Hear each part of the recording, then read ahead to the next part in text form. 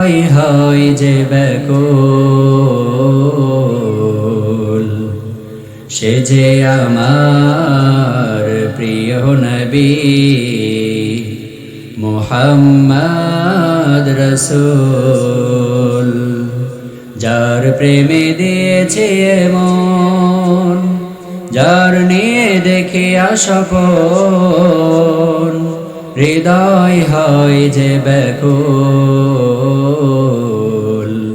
সে যে আমার প্রিয় নবী মুহাম্মদ রসূল।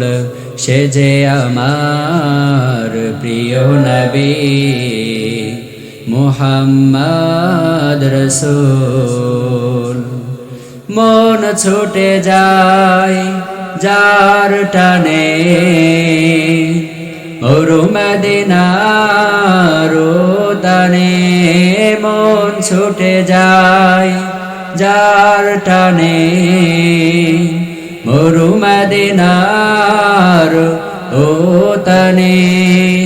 খুশবু ছড়াই বিশ্বব্যাপী, গন্ধরাজ যে ফুল, সে যে আমার প্রিয় নবী মুহাম্মদ রসূল। সে যে আমার প্রিয় নবী মুহাম্মদ রসূল। আল্লাহ রাব্বুল আলামিন পবিত্র কোরআনুল কারীমের ভিতরে বললেন, ومن أعرض عن ذكري فإن له معيشة ضنكا ونحشره يوم القيامة أعمى। জোরে পড়ুন আল্লাহু আকবার। রব্বুল আলামিন ডাক দিয়ে বলেন, গোলাম শোনো, ومن أعرض عن ذكري فإن له معيشة ضنكا। আমি রব তোমাদেরকে যে নির্দেশনাবলীগুলো দিলাম, এই দুনিয়ার জমিনে বেঁচে থাকার জন্য, চলার জন্য আল্লাহ তাআলা আপনারে আমারে একটা গাইডলাইন দিয়েছেন। আস্তে বলবেন না, জবানটা ছেড়ে দিয়ে বলেন তো সেই গাইডলাইনের নাম কি? আল্লাহ তাআলা বললেন, ওয়ামান আ'রাদা আন যিকরি ফাইন্না লাহু মাঈশাতান দনকা। আমি রব্বুল আলামিন বান্দাদের দুনিয়ার জীবনে একটা গাইডলাইন দিলাম। এখানে আল্লাহ তাআলা আন যিকরি, যিকির শব্দ বলতে কোরআনকে বুঝিয়েছে। কি বুঝিয়েছে বলেন? কি বুঝিয়েছে? যিকির শব্দ বলতে আল্লাহ তাআলা কোরআনকে বুঝাইলেন। ওয়ামান আ'রাদা আন যিকরি ফাইন্না লাহু মাঈশাতান দনকা। আল্লাহ তাআলা বলছে, বান্দা আমি রবের জিকির থেকে, আমি রবের বিধান থেকে দুনিয়ার জমিনে যে বান্দাটা মুখ ফিরায় নিবে, আমি রব ওই বান্দার জন্য দুইটা শাস্তি রেখে দিয়েছি। পড়েন নাউজুবিল্লাহ। কয়টা শাস্তি রেখেছেন বলেন? আরো জোরে বলেন, কয়টা? দুইটা শাস্তি আল্লাহ তাআলা রেখে দিলেন। আমরা শাস্তির বিষয়ে পরে জানবো, আগে জানি যে ইযা যুকিরাল্লাহ, আল্লাহ তাআলা এখানে জিকির শব্দ বলতে কি বুঝাইলেন? আল্লাহ বলছে, ওমান আ'রাদা আন যিকরি, আমি রব তোমাদেরকে যে নির্দেশনাবলীগুলো দিলাম, জিকির বলতে আল্লাহ তাআলা কোরআনে বুঝাইলেন। অপর এক আয়াতের ভিতরে রব্বুল আলামিন বললেন, ইন্নামাল মুমিনুনাল্লাযীনা ইযা যুকিরাল্লাহু ওয়াজিলাত কুলুবুহুম ওয়া ইযা তুলিয়াত আলাইহিম আয়াতুহু যাদাতুহুম ঈমানা। জোরে পড়ুন আল্লাহু আকবার।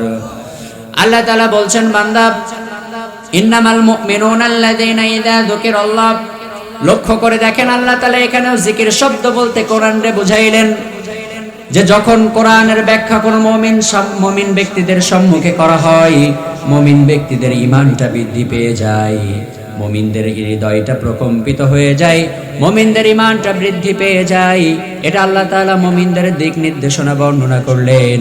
এই আয়াতের ভিতরে আল্লাহ তাআলা জিকির ইযা যুকিরাল্লাহ বলতে কোরআনে বুঝাইলেন। আর ওই আয়াতের ভিতরে ওমান আ'রাদা আন যিকরি, এই জিকির বলতে আল্লাহ তাআলা কোরআনে বুঝাইলেন।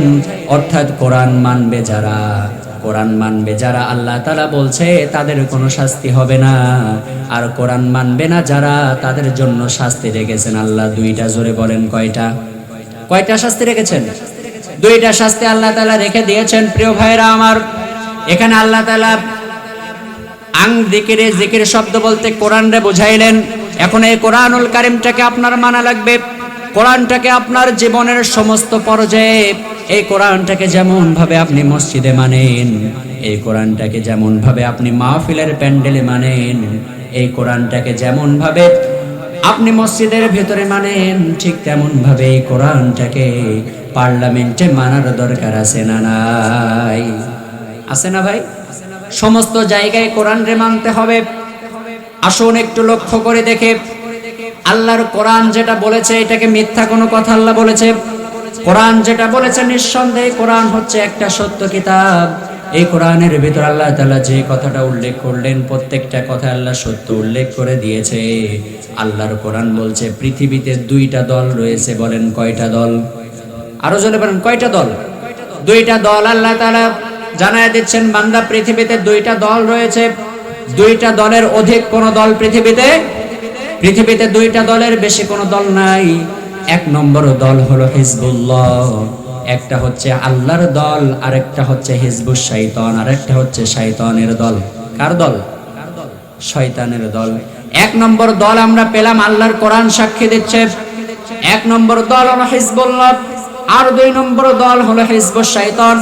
এই পৃথিবীর বুকে যতগুলা দল রয়েছে না কেন, কোন দলই বিভিন্ন প্রকার ভেদাভেদ তাদের ভিতরে থাকতে পারে, কিন্তু দলের মূল দিক হলো, তাদের মূল টার্গেট হলো, একটা দলের টার্গেট হচ্ছে আল্লাহ তাআলার সন্তুষ্টি, একটা দলের টার্গেট হচ্ছে আল্লাহর দ্বীনকে জমিনে বাস্তবায়ন করা, একটা দলের টার্গেট হচ্ছে আল্লাহর বিধানকে পালন করা, আর একটা দলের টার্গেট হচ্ছে আল্লাহর বিধানকে লঙ্ঘন করা। তারা আল্লাহর বিধানকে লঙ্ঘন করবে যারা, হিজবুল্লাহ নয় বরঞ্চ হিজবুশ শয়তান হচ্ছে তারা। কথা বলেন ঠিক না? দেখেন আল্লাহ তাআলা কয়টা দলের কথা বললেন? দুইটা দল, একটা হচ্ছে হিজবুল্লাহ আর একটা হচ্ছে হিজবুশ শয়তান। এখন হিজবুল্লাহ কারা? আল্লাহ তাআলা বললেন ওয়ামান আ'রাদা আন যিকর। এখানে জিকির বলতে আল্লাহ কোন কিতাব বোঝাইলেন বলেন সবাই? কোরআনকে বোঝাইলেন।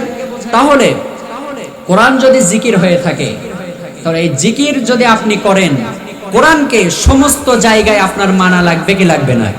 লাগবে।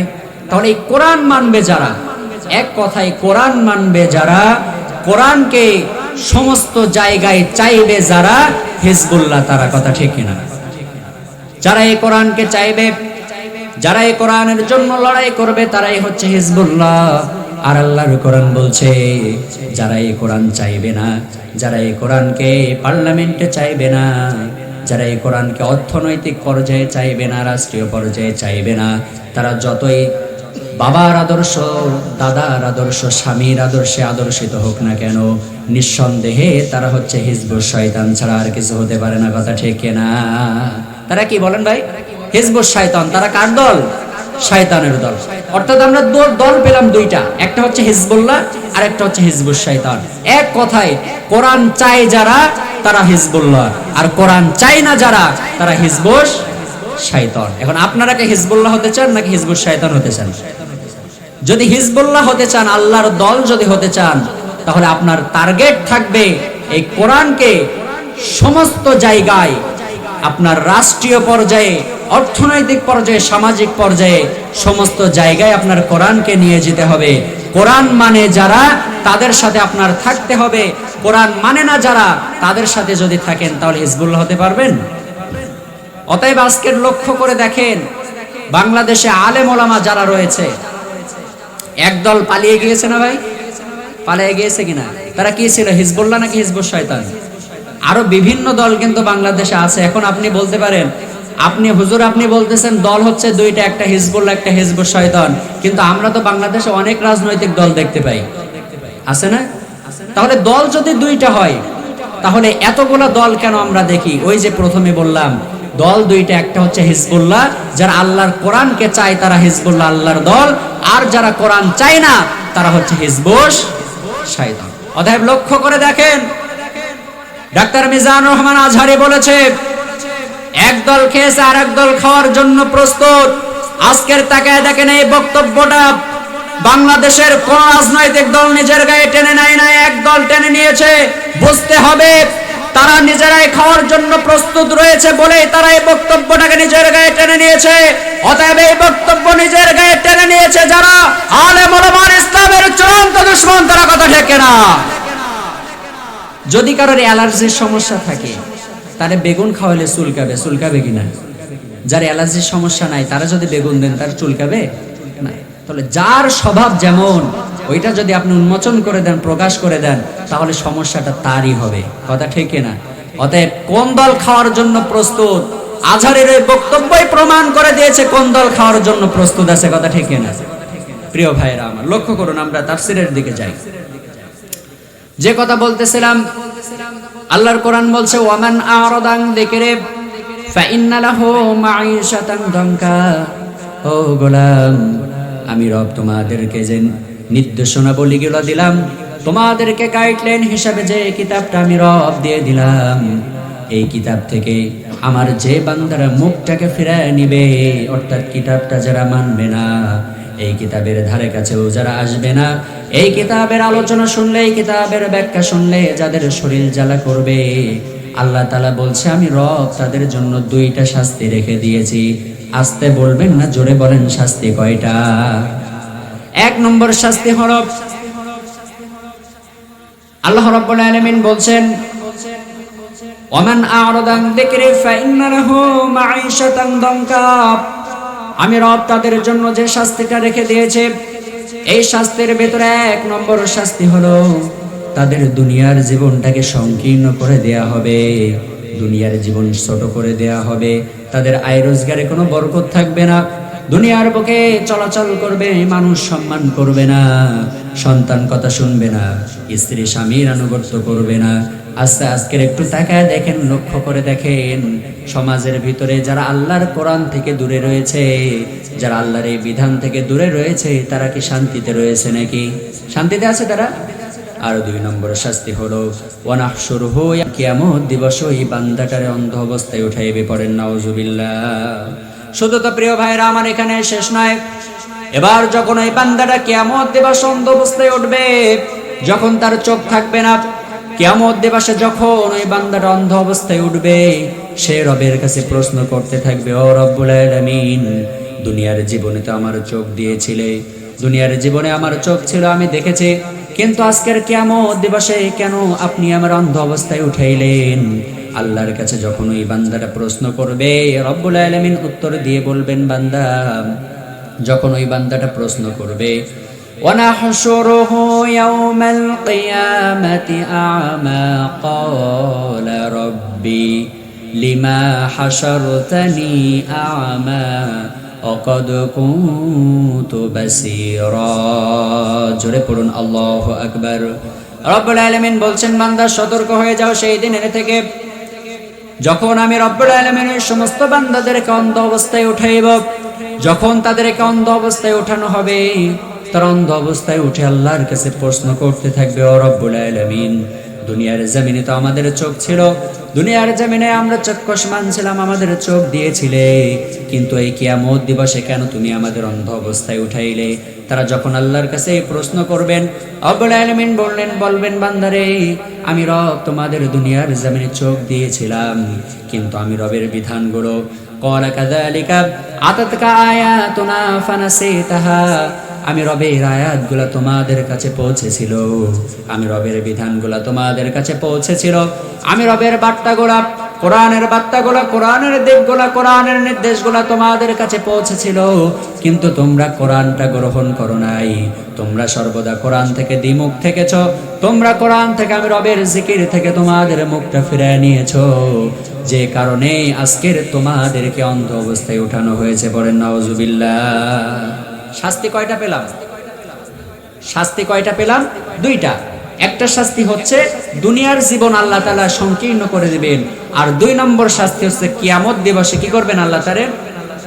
কিয়ামত দিবসে রব্বুল আলামিন তারা অন্ধ অবস্থায় উঠাইবেন। অন্ধ অবস্থায় ওঠানোর পরে তারা এমন ভাবে প্রশ্ন করতে থাকবে, আল্লাহ বলবেন, বান্দা, আমি রব তো তোমাদের বিধান দিয়েছিলাম, কিন্তু তোমরা সেটা গ্রহণ করো নাই। আমি রবের কোরআন থেকে মুখ ফিরে নেওয়ার কারণে আজকের তোমাদের এই অবস্থা হয়েছে অকদ কুনতু বাসীরা, আজকের তোমরা লাঞ্ছিত, আজকের তোমরা অপমানিত, আজকের তোমাদেরকে চরম থেকে চরম শাস্তির ভিতরে পড়া লাগবে। পড়েন না নাউজুবিল্লাহ। প্রিয় ভাইরা আমার, লক্ষ্য করেন, তাহলে আল্লাহ রাব্বুল আলামিন কোরআন থেকে মুখটা যদি আপনি ফিরায় নেন, জিকির থেকে যদি আপনি মুখ ফিরায় নেন, তাহলে আপনার অবস্থা এমন হবে। এখন আল্লাহ তাআলা এই কোরআনের ভিতরে কি নির্দেশ দিয়েছে এটা আপনাকে দেখা লাগবে। আল্লাহ রাব্বুল আলামিন এই পবিত্র কোরআনুল কারীমের ভিতরে অসংখ্য বিধানগুলা ঢুকায়া দিলেন, অসংখ্য বিধানগুলা, অসংখ্য নির্দেশনা বলে রব্বুল আলামিন এই কোরআনের ভিতরে দিলেন। এর ভিতরে একটা অন্যতম নির্দেশনা বলি হলো আন আকিমাস সালাত, অর্থাৎ তোমরা সমাজের ভিতরে সালাত প্রতিষ্ঠা করবা। কি করবা? তোমরা সালাত প্রতিষ্ঠা করবা।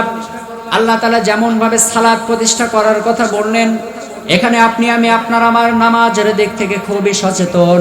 নামাজ আপনি আমি পড়তে আসি, কিন্তু এই কোরআন যেমন ভাবে নির্দেশ দিয়েছেন আকিমাস সালাত, ঠিক তেমনি আল্লাহ তাআলা এই কোরআনের ভিতরে নির্দেশ দিয়েছেন আন আকিমুদ্দিন। জবান ছেড়ে পড়েন না সুবহানাল্লাহ। আন আকিমাদ্দিন অর্থাৎ হলো বান্দা, তোমাদের কাজ হচ্ছে আল্লাহর এই জমিনে, আল্লাহর এই জমিনে, আল্লাহর এই মাটিতে, আল্লাহর এই আসমানের নিচে। আচ্ছা আস্তে বলবেন না, জোরে বলেন তো, জমিন কার? আসমানটা কার? আসমানের মালিকও যে আল্লাহ, জমিনের মালিকও সেই আল্লাহ। আল্লাহর কোরআন বলছেন আকিমাদ্দিন, তোমাদের কাজ হলো আল্লাহর জমিন, আল্লাহর দিনটা তোমরা তেমন ভাবে প্রতিষ্ঠা করবা। এখন আল্লাহর জমিন, আল্লাহর দিন যদি আপনি প্রতিষ্ঠিত করতে যান, দেখেন আপনি সালাত প্রতিষ্ঠিত করতেছেন, আন আকিমাস সালাত আল্লাহ যেমন ভাবে নির্দেশ দিলেন ঠিক তেমন ভাবে নির্দেশ দিয়েছেন আকিমাদ্দিন। এখন নামাজ আপনি প্রতিষ্ঠিত করতেছেন, আপনার কোনো সমস্যা নাই, কিন্তু যখনই আপনি আকিমাদ্দিন অর্থাৎ দিন প্রতিষ্ঠার কাজ করবেন, যখনই আপনি দিন প্রতিষ্ঠার আন্দোলন করবেন, তখনই বলেন তো ভেজাল আছে না নাই? ভেজাল আছে কিনা? তখনই বিভিন্ন প্রকার ভেজালের ভেতর আপনার পড়া লাগবে। আর আল্লাহ তাআলা আগে থেকে সতর্ক করে দিচ্ছেন, বান্দা আমি রব্বুল আলামিন, তোমরা যখন আমি রবের পথে দৃঢ় থাকার সিদ্ধান্ত গ্রহণ করবা, আমি রবের পথে দৃঢ় থাকার সিদ্ধান্ত যখন বান্দা তোমরা নিবা, তখন আমি রবের পক্ষ থেকে বিভিন্নভাবে তোমাদের উপর পরীক্ষা গ্রহণ করা হবে। আমি রবের পক্ষ থেকে বিভিন্নভাবে তোমাদের উপর পরীক্ষা গ্রহণ করা হবে। হতে পারে সেটা আপনার উপরে জেলের ভয় আসতে পারে, আপনাকে গ্রেফতার হওয়া লাগতে পারে, আল্লাহর জমিন আল্লাহর দিন প্রতিষ্ঠার কাজ করতে গেলে আপনারে মায়ের খাওয়া লাগতে পারে। কথা বলেন ঠিক কিনা? আচ্ছা দেখেন তো, আল্লাহর নবী বিশ্বনবী সমাজের ভিতরে এসেছিল দিন প্রতিষ্ঠা করার জন্য। রাসূল কি মার খেয়েছে কি খায় নাই? রাসূল মার খেয়েছে না?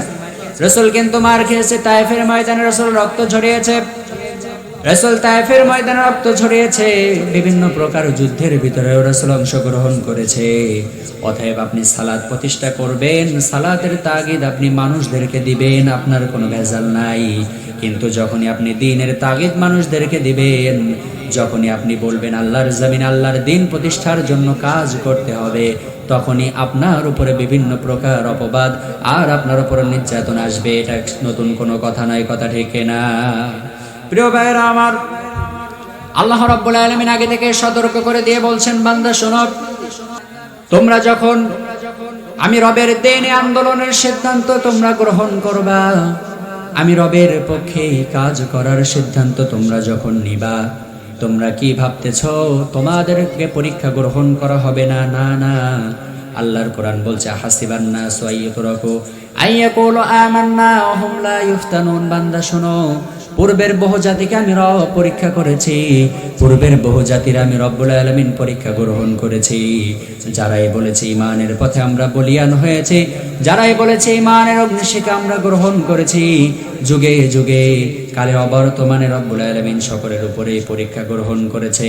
অতএব আপনি যদি ঈমানের পথে দৃঢ় থাকতে চান, ঈমানের বলে যদি আপনি বলিয়ান হতে চান, তাহলে আপনার উপর পরীক্ষা আসবে। আর ঈমানের পথটা সর্বদা কাটাই ভরা, ঈমানের পথ কখনোই সহজ পথ হতে পারে না। কথা ঠিক না? ঈমানের পথ কাটাই ভরা, ফুল বিছানো নয়। ঈমানের পথ কাটাই ভরা ফুল বিছানো নয়। এ পথে তাই বদর উহুদ জীবন বিলাতে হয়। ইমানের পথ কাটাই ভরা ফুল বিছানো নয়। কথা বলেন ঠিক না? প্রিয় ভাইয়েরা আমার, লক্ষ্য করে দেখেন, ইমানের পথে দৃঢ় থাকতে গেলে সাহাবায়ে কেরামদের উপর বিভিন্ন প্রকার নির্যাতন এসেছে, সাহাবায়ে কেরামদের উপর নিষ্পেষণ এসেছে।